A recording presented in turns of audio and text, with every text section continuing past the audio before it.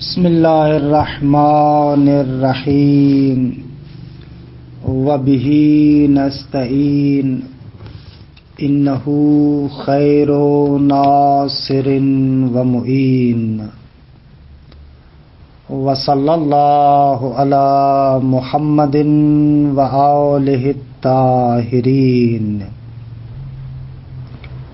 الحمدللہ ہماری گفتگو فقہ استدلالی میں احکام صحت صوم میں ہے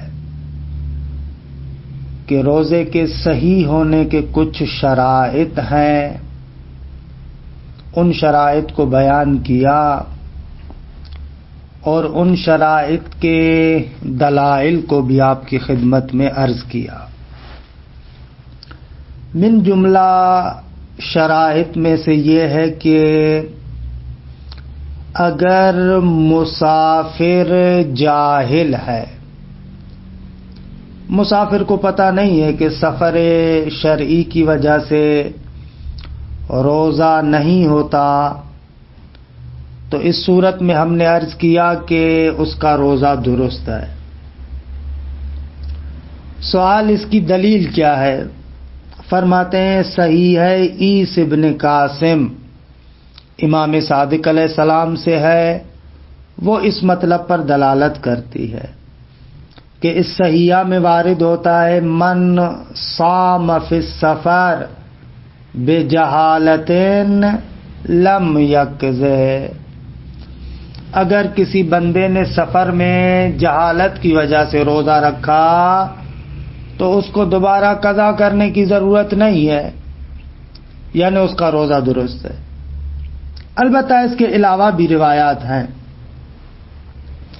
دیکھیں توجہ کریں اس روایت پر کہ من صام فی السفر بجہالۃ، کہ جو بندہ سفر میں جہالت کی وجہ سے روزہ رکھے۔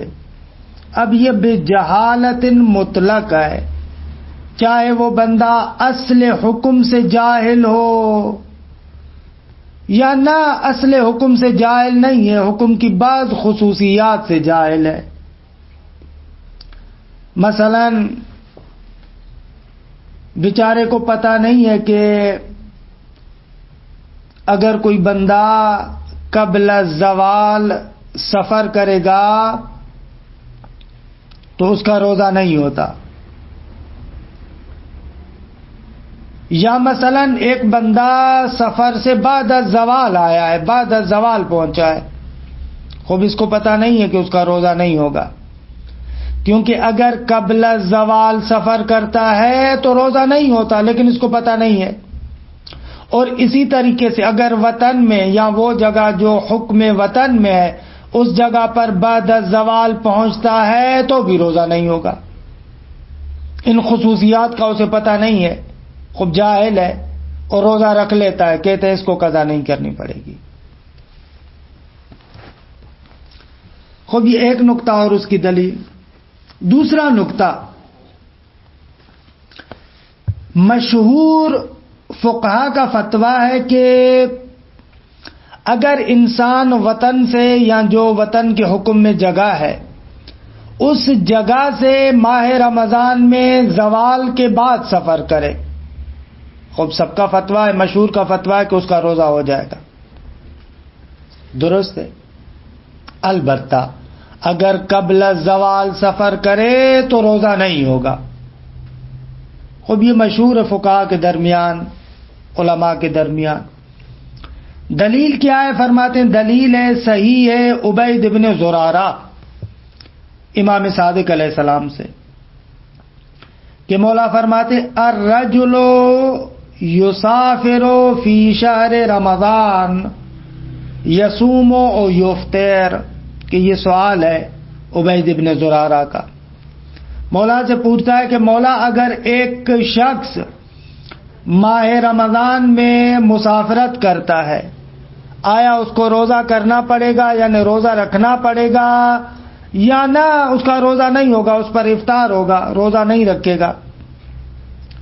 امام علیہ السلام نے فرمایا، قال، مولا نے فرمایا، ان خرج قبل الزوال فلیفطر وَإِنْ خَرَجَ بَعْدَ الزَّوَالِ فَلْيَصُمْ، اگر زوال سے پہلے نکلتا ہے تو روزہ نہیں ہوگا، افطار کرے، وہ کھولے، اور اگر زوال کے بعد نکلتا ہے تو اسے روزہ رکھنا پڑے گا۔ یہ واضح طریقے سے دلیل ہے اس تفصیل پر جو مشہور کا قول ہے، یہ صحیح ہے عبید ابن زرارہ۔ البتہ اس کے علاوہ اور بھی روایات ہیں، لیکن مسئلہ یہ ہے کہ اس روایت کے مقابلے میں موثقہ علی ابن یقطین ہے امام کاظم علیہ السلام سے، وہاں پر ملاک کچھ اور بیان ہوا ہے۔ وہاں پر ملاک یہ ہے کہ اس نے رات کو نیت کیا کی ہے۔ اگر اس نے رات کو نیت یہ کی ہے کہ میں نے صبح کو سفر کرنا ہے تو خوب گھر سے جیسے ہی نکلے گا اس کو روزہ کھولنا پڑے گا، اور اگر رات کو نیت نہیں کی، اس نے صبح کو سفر پر نکل پڑا، خوب اس صورت میں کہتے ہیں کہ اگر یہ گھر سے نکل چکا ہے سفر کے لیے اور رات کو اس نے نیت نہیں کی تھی تو اب اس کو روزہ پورا رکھنا پڑے گا۔ تو آپ ملاحظہ کر رہے ہیں اس موثقہ علی ابن یقطین میں ملاک رات کو نیت سفر کرنا یا رات کو نیت سفر نہ کرنا، یہ ملاک بتایا گیا ہے۔ خوب ظاہر سی بات ہے کہ اوپر والی صحیح عبید میں اور اس موثقہ علی ابن یقطین میں تعارض ہے، اور تعارض بھی مستقر ہے، کوئی جمع عرفی نہیں ہے ظاہراً۔ اب کیا کریں گے؟ فرماتے ہیں کہ اگر تعارض مستقر ہے تو مرجحات کی طرف آ پائے۔ اگر مرجحات کس کے ساتھ ہیں؟ فرماتے ہیں مرجح عبید بن زرارہ کی روایت کے ساتھ ہے۔ کیوں؟ اس لیے کہ یہ مخالف تقیہ ہے۔ مخالفین کیا ایسے نہیں ہیں؟ جب مخالف تقیہ ہے تو اس پر عمل کریں گے۔ نتیجہ کیا نکلے گا؟ فرماتے ہیں کہ نتیجہ یہ نکلے گا کہ مشہور کی بات درست ہے، کیونکہ موثقہ علی ابن یقطین کو ہم تقیہ پر عمل کریں گے، اور صحیح ہے عبید بن زرارہ مخالف تقیہ ہے، خوب اس پر عمل کریں گے۔ الایال مشہور کی نظر ثابت ہو جائے گی۔ اچھا، دوسرا مسئلہ تو ایک مسافر اپنے وطن کی طرف واپس آتا ہے، یہاں پر بھی مشہور تفصیل دیتے ہیں۔ اگر قبل زوال آیا ہے اور کوئی مفطر بھی انجام نہیں دیا تو روزہ رکھے گا، بعد زوال آیا ہے روزہ نہیں ہوگا۔ دلیل موثقہ ابو بصیر۔ ایک اور مسئلہ کہ روایت کو عبارت میں ہی پڑھتا ہوں ابھی۔ ایک اور مسئلہ، ایک بندہ اس جگہ پر داخل ہوتا ہے کہ جہاں پر اس نے 10 دن رہنے کا ارادہ کیا ہے۔ خوب یہاں پر کیا ہوگا؟ فرماتے ہیں کہ اگر قبل الفجر وہاں پر پہنچ چکا ہے تو اس دن کا روزہ رکھنا پڑے گا۔ خوب اگر قبل زوال پہنچا ہے اور کوئی مفطر بھی انجام نہیں دیا، خوب دیگے اس صورت میں بھی اس کے لیے روزہ وہاں پر رکھنا ہے، وہاں پر روزہ رکھے گا۔ دلیل صحیح محمد ابن مسلم۔ دیکھیں عبارت میں کہ تقریباً یہ مسائل ہو گئے، عبارت کو دیکھیں۔ اما استثناء المسافر الجاہل بلزوم الافطار، ہم نے کہا کہ مسافر اگر جاہل ہے تو لزوم افطار سے وہ مستثنا ہے، یعنی ضروری نہیں ہے، لازم نہیں ہے اسے روزہ توڑنا، بلکہ اس کا روزہ ہو جائے گا۔ کیونکہ ہم نے کہا مسافر اگر سفر شرعی رکھتا ہے تو اس کو روزہ توڑنا پڑے گا، اس کا نہیں ہوگا، لیکن اگر مسافر جاہل ہے تو یہ اس سے مستثنا ہے۔ فلصحیحۃ العیس ابن قاسم عن ابی عبداللہ علیہ السلام صحیح ہے عیسی ابن قاسم جو امام صادق علیہ السلام سے ہے کہ ابھی بیان کر چکا ہوں. من صام فی السفر بجہالت لم یقضی، جو بندہ سفر میں جہالت کی وجہ سے روزہ رکھتا ہے وہ قضا نہیں کرے گا. وغیرہ، اور اس سے سیاح کے علاوہ بھی اور روایات ہے. وَإِطْلَاقُهَا يَشْمُلُ الْجَاهِلَ بِأَصْلِ الْحُكْمِ او ببعض الخصوصیات. اگر بجہالت مطلق ہے، خوب اطلاق شامل ہے اس جگہ کو بھی جہاں پر اصل حکم سے جاہل ہے یا بعض خصوصیات حکم سے جاہل ہے.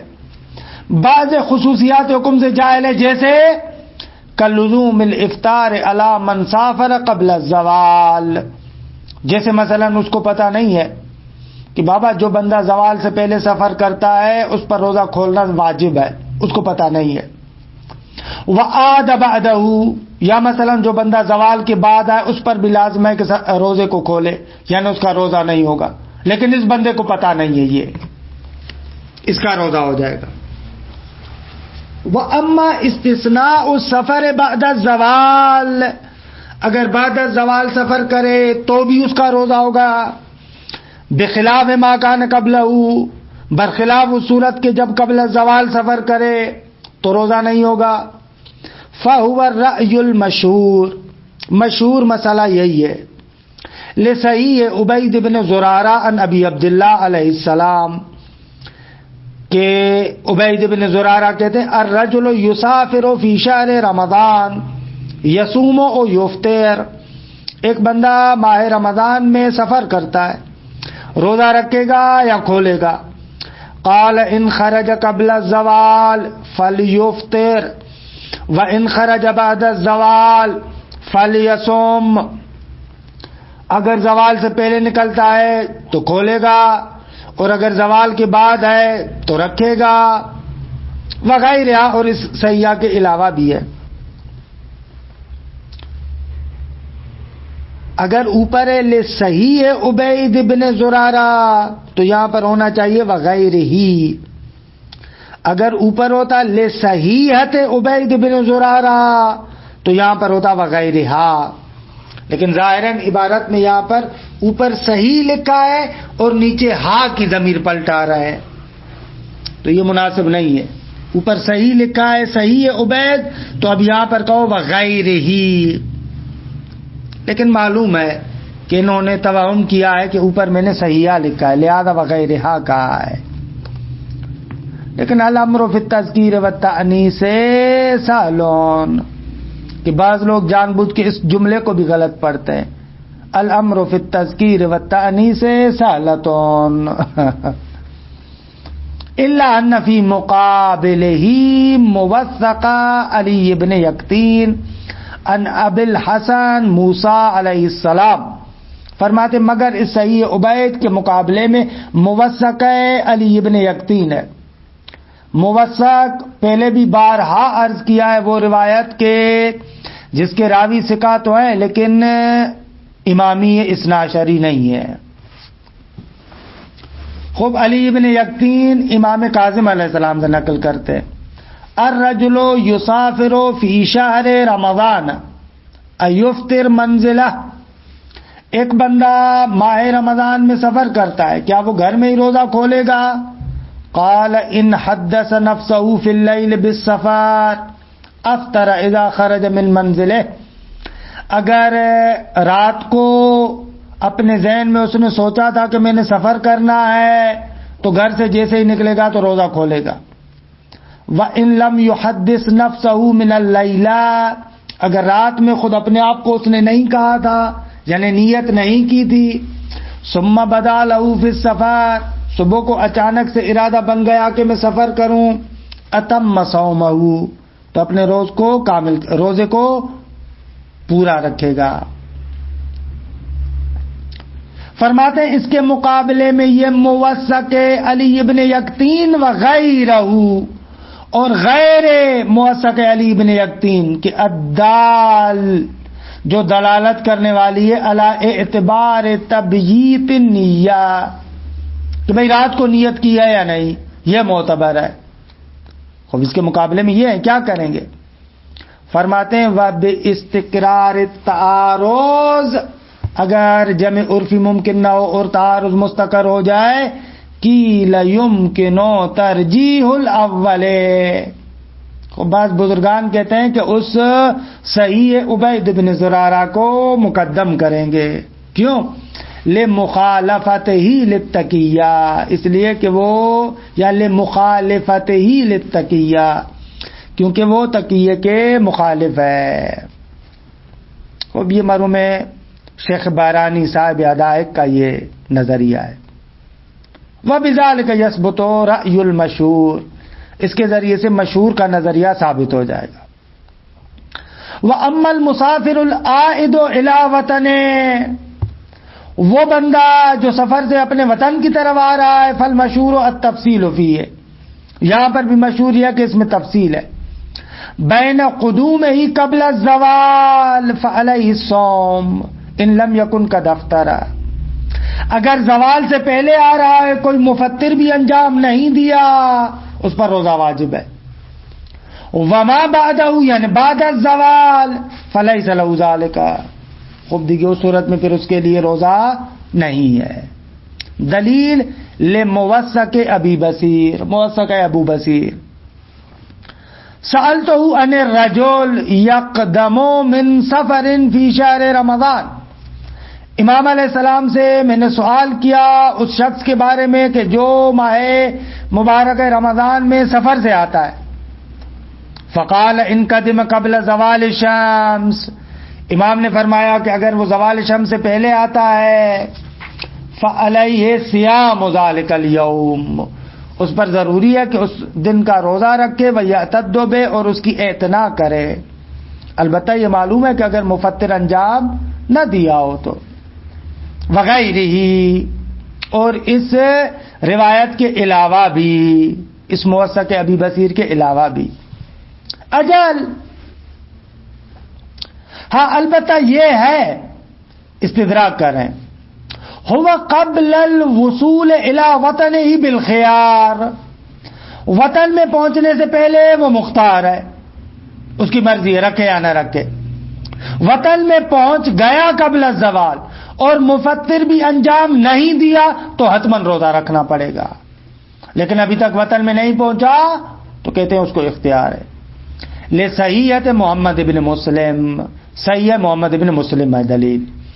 سألت ابا جعفر علیہ السلام عن الرجل، محمد ابن مسلم کہتے ہیں کہ امام باقر علیہ السلام سے اس شخص کے بارے میں پوچھا کہ یقدم من سفر، جو سفر سے آتا ہے، فی شہر رمضان، فیدخل اہلہ حین یصبح او ارتفاع النہار، وہ اپنے اہل و عیال کے پاس پہنچ جاتا ہے صبح کے ٹائم یا جیسے ہی دن چڑھتا ہے. قال اذا طلع الفجر وهو خارج ولم يدخل اهله فهو بالخيار ان شاء صام وان شاء افطر. امام نے فرمایا کہ اگر طلوع فجر ہو جائے، وهو خارج، یہ ابھی وطن سے باہر ہے اور اپنے آل و عیال کے پاس نہیں پہنچا تو اس کو اختیار ہے، چاہے تو روزہ رکھے چاہے تو روزہ کھول دے. اور اس کے علاوہ بھی روایت ہے وغیر ہی، کہ یہاں پر ہونا چاہیے تھا وغیر ہا، کیونکہ وہاں پر لکھا ہے لصحیحۃ محمد ابن مسلم، تو ابھی ہونا چاہیے تھا وغیر ہا. بالکل برعکس، جہاں پر وغیر ہی لکھنا چاہیے وہاں پر لکھا وغیر ہا، اور جہاں پر وغیر ہا لکھنا چاہیے وہاں پر لکھا ہے وغیر ہی. بہرحال اشتباہ ہو جاتا ہے، ممکن ہے چاپ کی غلطی ہو. وَأَمَّا الدَّاخِلُ بَلَدًا کہ يَعْزِمُ فِيهِ عَلَى الْإِقَامَةِ، اگر وہ بندہ کہ جو ایک ایسے شہر میں آبادی میں آئے کہ جس میں اس نے عزم کیا ہے کہ 10 دن اقامت کرنی ہے، فَعَلَيْهِ صَوْمُهُ إِنْ وَصَلَهُ قَبْلَ الْفَجْرِ، اس پر روزہ واجب ہے اگر فجر سے پہلے پہنچ گیا. وَلَهُ ذَلِكَ إِنْ وَصَلَهُ قَبْلَ الزَّوَالِ، اور اس کے لیے یہ اختیار ہے کہ اگر زوال سے پہلے پہنچ گیا تو روزہ رکھے، البتہ جب کوئی مفطر انجام نہ دیا ہو تو. لصحیح محمد بن مسلم ان ابی عبداللہ علیہ السلام فَإِذَا دَخَلَ أَرْضًا قَبْلَ طُلُوعِ الْفَجْرِ وَهُوَ يُرِيدُ الْإِقَامَةَ بِهَا فَعَلَيْهِ صَوْمُ ذَلِكَ الْيَوْمِ. اگر ایسی زمین میں داخل ہو کہ جہاں پر اس کی اقامت کا ارادہ ہے اور طلوع فجر سے بھی ہے، طلوع فجر سے پہلے بھی ہے، تو اس پر روزہ واجب ہے.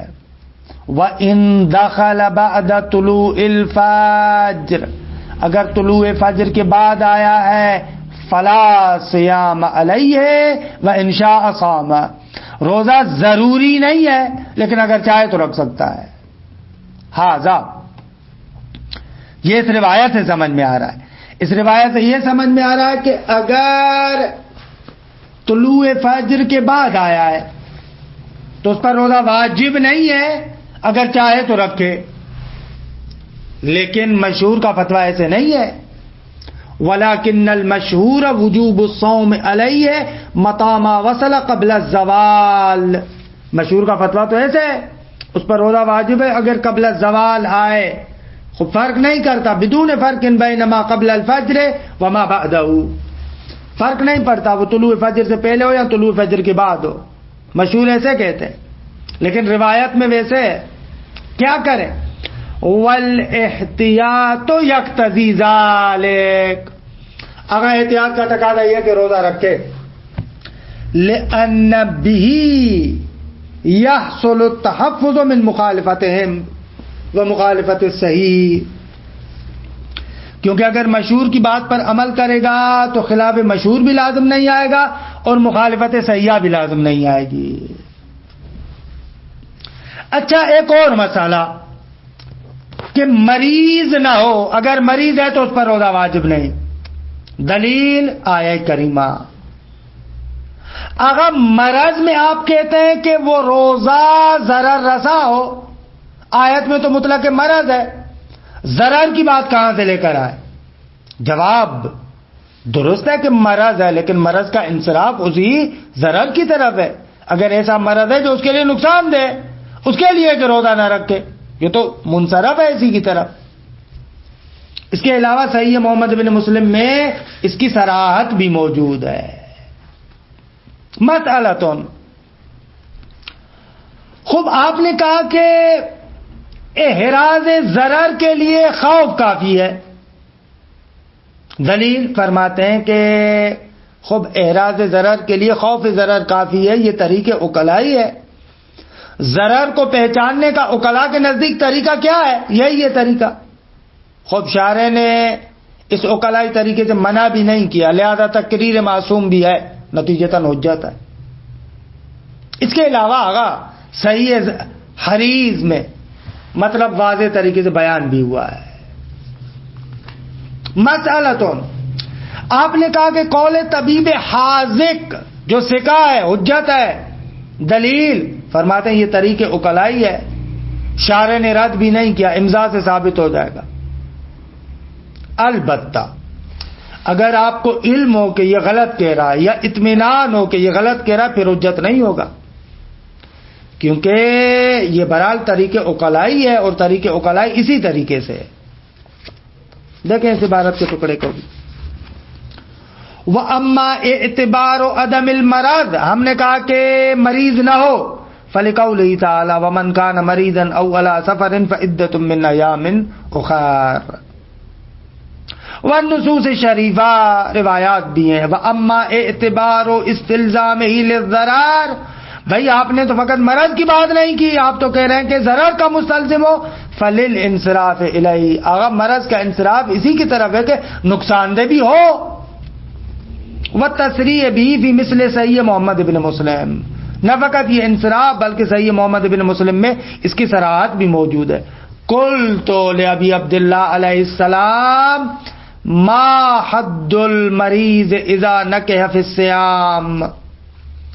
نکح یعنی جو مرض سے تازہ جس نے افاقہ پایا ہے لیکن ابھی کمزوری ہے بہت زیادہ. مولا ابھی مرض سے تو بیچارہ نکل آیا ہے لیکن تازہ مرض سے نکلا ہے، نقاہت ہے، کمزوری ہے، خوب روزے رکھنے کے لیے اس کا کوئی معیار ہے؟ قال ذلك الیہ هو اعلم بنفسه اذا قوی فلیصم. یہ آغا اس کی طرف ہے، اس کے ہاتھوں میں، خود اپنے آپ کو بہتر جانتا ہے. اگر سمجھتا ہے میں قوی ہو گیا ہوں تو روزہ رکھنا چاہیے. وَأَمَّا كِفَایَةُ الْخَوْفِ لِإِعْرَاضِهِ، ضرر کے اعراض کے لیے خوف کافی ہے. فَلِأَنَّ ذَلِكَ طَرِيقٌ عُقَلَائِيٌّ فِي بَابِ تَشْخِيصِ الضَّرَرِ. فرماتے تشخیص ضرر میں طریق عقلائی یہی خوف ہے. وَحَيْثُ لَمْ يَرْدَعْ الشَّرْعُ عَنْهُ فَيَكُونُ حُجَّةً. اگر شارع نے رد نہیں کیا خوب امضاء شارع ثابت ہو جائے گی. هذا مضافا الى التصریح به فی صحیح حریز نبی عبداللہ علیہ السلام. اگر اس کے علاوہ صحیح حریز میں جو امام صادق علیہ السلام سے اس کی تصریح موجود ہے، صراحت موجود ہے. الصائم اذا خاف على عینیہ من الرمد افطر. اگر صائم روزے دار اپنی آنکھوں پر ڈرتا ہے اگر روزہ رکھوں گا تو آنکھیں خراب ہو جائیں گی. رمد وہی بیماری ہے، چشم، آنکھوں کا جو مرض ہے. ایک ورم ہوتا ہے کہ جو پلکوں کے اندرونی حصے میں پیدا ہو جاتا ہے، اسی سے رمد پیدا ہوتا ہے. خوب ان کو خوب یہ تو مقصود ہے بیماری چشم کے ساتھ، آنکھوں کی بیماری کے ساتھ. آپ تو عمومی حکم کریں کہ نا الغاء خصوصیت کریں گے. ولا تحتمل الخصوصیت للمورد. خوب دیکھیے یہ مورد تو خصوصیت نہیں رکھتا گا. وَأَمَّا حُجِّيَّةُ قَوْلِ الطَّبِيبِ الْحَاذِقِ الثِّقَةِ فَلِأَنَّهُ طَرِيقٌ عُقَلَائِيٌّ. آغا وہ بھی طریق عقلائی ہے. لا رد عنہ فیلزم الاخذ بہ. شارع نے رد بھی نہیں کیا پس لازم ہے اس کو اخذ کرنا. وَإِن لَمْ يُحْصَلْ مِنْهُ وثوق. یہ نقطہ سمجھیے گا. آگا اس قول طبیب حاذق ثقہ کو تعبداً حجت مان رہے ہیں. ضروری نہیں ہے کہ اگر آپ کو اطمینان ہو تو، آپ کو اطمینان نہیں آتا لیکن عقلاء نوعاً اس طبیب حاذق کو ثقہ سمجھتے ہیں، ولو ان کا شخصی طور پر آپ کو وثوق بھی حاصل نہ ہو تب بھی اس کی بات حجت ہے. خوب وثوق شخصی اگر حاصل ہو جائے پھر تو اطمینان کے باب سے ہو جائے گا، پھر تو دوسرے باب سے حجت ہے. وَإِن لَمْ يُحْصَلْ مِنْهُ وثوق اجل مع حصول العلم بخطئه او الاطمینان فلا حجیت. لیکن آپ کو یقین ہو کہ غلط کہہ رہا ہے، آپ کو اطمینان ہو کہ غلط کہہ رہا ہے تو پھر حجت نہیں ہے. کیوں؟ لأنه كسائر الحجج المجعولة حالت الشک. کیونکہ قول طبیب حاذق ثقہ بھی آغا ان تمام حجتوں کی طرح ہے جن کو حالت شک میں جعل کیا گیا ہے. جب آپ کو علم ہو یا اطمینان ہو اس کے برخلاف تو آپ کے لیے حجت نہیں ہے. یہ نقطہ سمجھ میں آیا؟ بھائی یہ ہمارا آپ کے لیے کب حجت ہے؟ اب یہ ہمارا تب حجت ہے جب آپ کو علم یا اطمینان نہ ہو. اگر آپ کو علم یا اطمینان ہے کہ غلط کہہ رہا ہے تو آپ کے لیے حجت تھوڑی ہوگا. وَبِهَذَا يَتَّضِحُ أَنَّ الْحُجَّةَ فِي بَابِ الْمَرَاضِ اما الخوف الوجدانی من الضرر او قول الطبیب الحاذق. کہ باب مرض میں حجت یا تو وہ وجدانی خوف ہے، خوب وجداناً آپ خوف پاتے ہیں کہ بھئی میں مریض ہو جاؤں گا، ضرر ہے، درست ہے، نقصان دہ، یا نہ طبیب حاذق کہے کہ بھئی نقصان دہ ہے. وَهَذَا وَقَدْ يُقَيَّدُ الْخَوْفُ بِمَا إِذَا كَانَ نَاشِئًا مِّن مَنشَأٍ عُقَلَائِيٍّ. بعض بزرگان نے کہا کہ بھئی خوف درست ہے وجدانی وغیرہ ہو لیکن اس کا منشا بھی منشا عقلائی ہو. ایسے نہیں ہے کہ ایک وسواسی مریض اپنی طرف سے بیٹھ کر کہتا ہے بھئی میں نے روزہ رکھا تو میرے لیے نقصان دہ ہوگا. نہ اس خوف کا بھی واقعا منشا عقلائی ہو. عقلاء عام طور پر سمجھتے ہوں کہ بھلے اس سے ضرر ہو سکتا ہے. اس صورت میں وقد یقید الخوف چہ بسا بعض بزرگان اس کو مقید کرتے ہیں کہ بما اذا کان ناشئا من منشأ عقلائی، جب یہ خوف نکلتا ہو ایک منشأ عقلائی سے. بھائی یہ قید کیوں لگا رہے ہیں؟ کہہ رہے ہیں اس لیے کہ نص کا انصراف اسی کی طرف ہے، بے اعتبار انصراف النص المتقدم الی ذالک، اسی کی طرف منصرف ہے۔ اگر سیرہ عقلاء تو ہے، فرماتے ہیں کہ نہ سیرہ عقلائی دلیل لبی ہے، خب دلیل لبی میں قدر متیقن پر اکتفا کیا جائے گا، وعدم اقتضاء سیرۃ العقلاء لاکثر من ذلک، سیرہ عقلائی میں بھی یہی ہے کہ اگر منشأ عقلائی سے وہ نشأت پاتا ہو خوف تو عقلاء اس کی اعتنا کرتے، اما اگر منشأ عقلائی نہ ہو تو عقلاء اس کی اعتنا نہیں کرتے۔ حالا آپ شک کریں تو ہم کہیں گے کہ شک کی صورت میں بہرحال آپ سیرہ عقلاء سے تمسک نہیں کر سکتے، کیونکہ سیرہ عقلاء دلیل لبی ہے، اور دلیل لبی میں فقط اور فقط قدر متیقن پر اکتفا کیا جائے گا۔ وصلی اللہ علی محمد